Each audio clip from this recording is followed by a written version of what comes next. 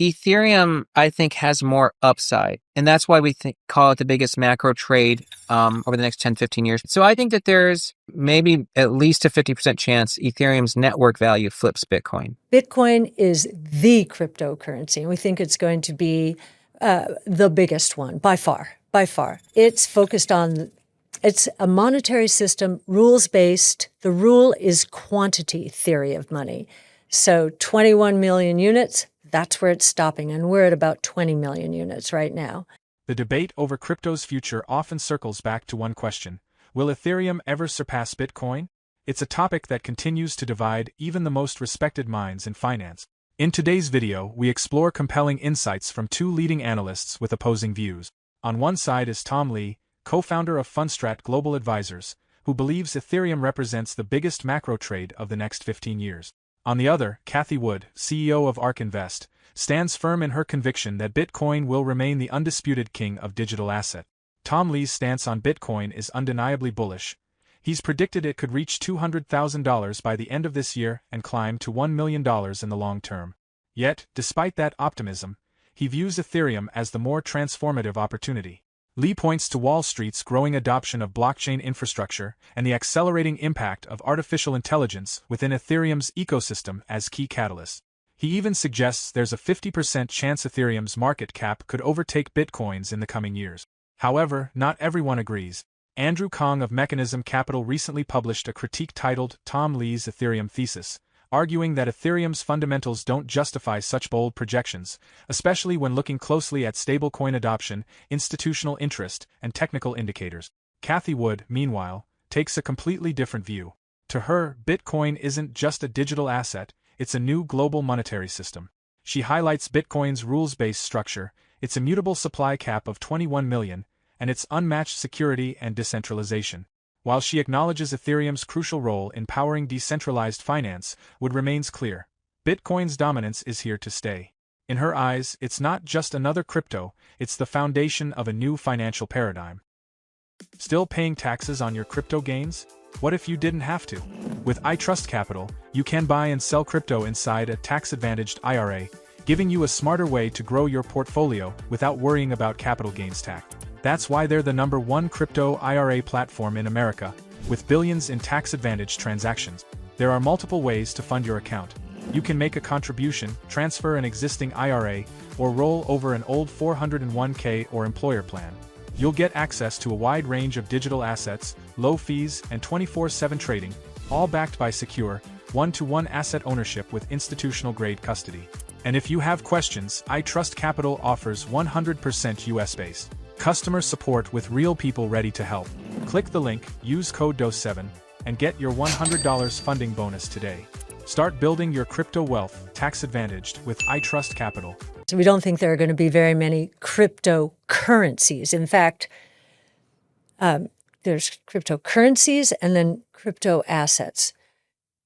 Bitcoin owns the cryptocurrency space when it comes to pure crypto. And now we have stablecoins, which are cryptocurrencies as well, but they are tied to the dollar because they're collateralized primarily by Treasury securities.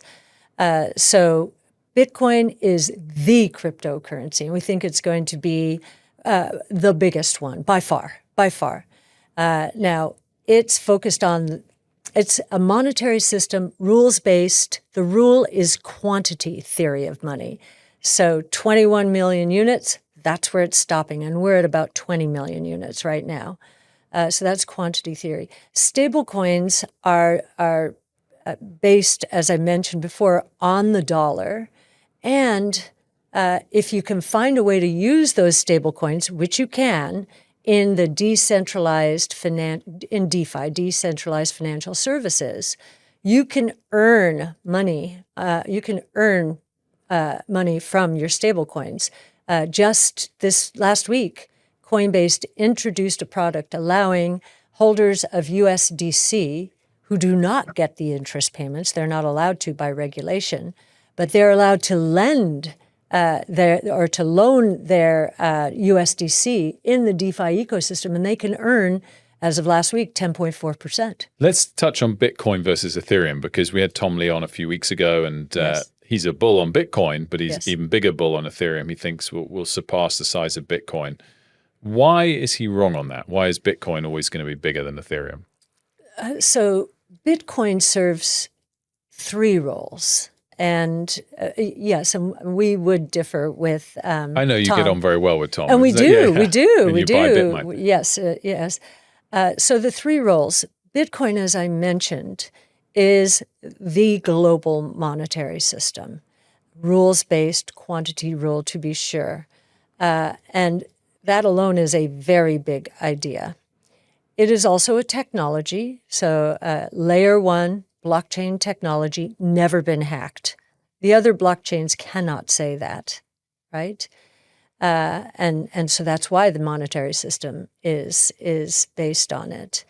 And it is the first of its kind in a new asset class. We wrote our first white paper on that in 2016. So a new asset class. So it's got three very important attributes to it.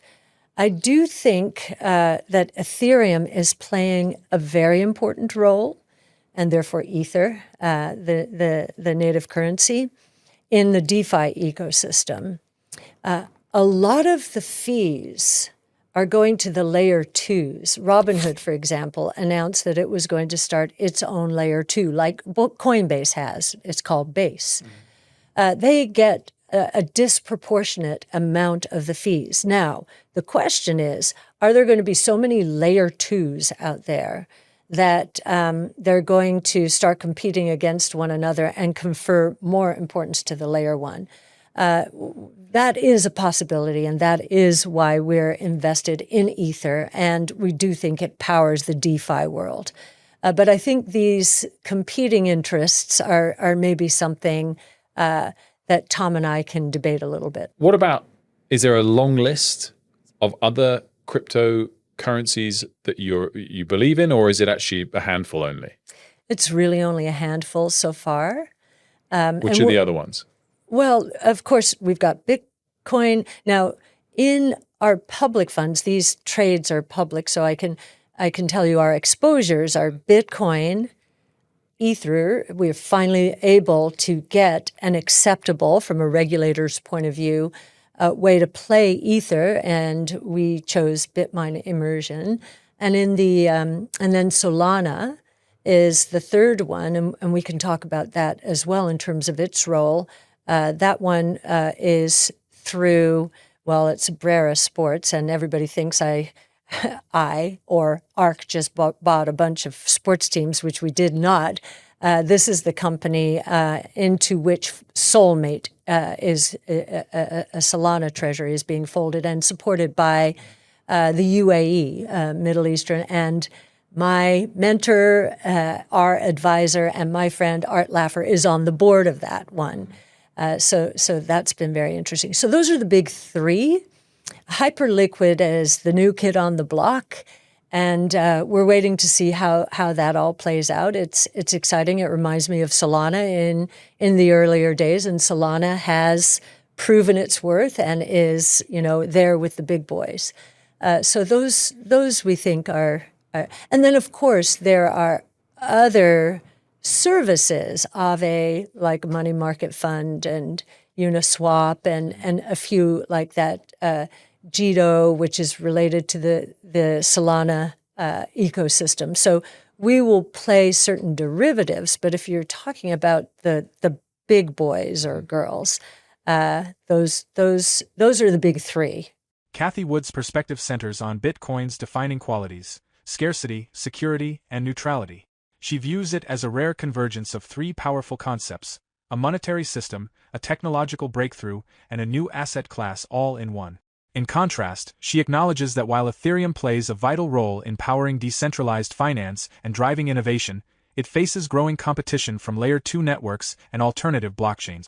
This is where Tom Lee offers a very different outlook on where long-term value will ultimately flow. To understand his stance, let's briefly revisit his Ethereum thesis. I'm still really bullish on Bitcoin. I think between now and year end, I think it's still possible to be 200,000. and longer term, $1 million for Bitcoin. Ethereum, I think, has more upside because and that's why we call it the biggest macro trade over the next 10, 15 years, because of both Wall Street building on the blockchain and AI as well. So you have like sort of two cohorts actually probably deciding that it's really additive, right? Remember, the financial system is half of the economy. And in the stock market, financials are trading at a lower valuation than tech. So I think financials can re-rate in that world. But Ethereum is sort of the network value beneficiary. So I think Ethereum between now and year end, let's say Bitcoin is 2x upside from here. I think Ethereum is more than 2x upside from here. But longer term, in the BitMine presentation, we pulled some work from Mosaics, and let's say it's 5-year view for Ethereum. It comes to around $60,000 per ETH. So a lot of upside in the next 5 years. Didn't you say you wouldn't be surprised there's a 50-50 chance that Ethereum could flip Bitcoin so as network value? That's right. So I think that there's maybe at least a 50% chance Ethereum's network value flips Bitcoin. Tom Lee presents one of the boldest cases for Ethereum, envisioning it as the backbone of global finance. Backed by Fundstrat Research and BitMine's insights, he believes Ethereum's role in tokenization, DeFi, and AI-driven finance positions it for explosive growth. While Lee predicts Bitcoin could reach $1 million, he sees Ethereum as the bigger opportunity, potentially hitting $60,000 within 5 years. His thesis rests on 5 ideas: growing stablecoin adoption, Ethereum as digital oil, institutional staking, its potential to rival financial infrastructure firms, and a bullish long-term chart setup. But Andrew Kong of Mechanism Capital strongly disagrees.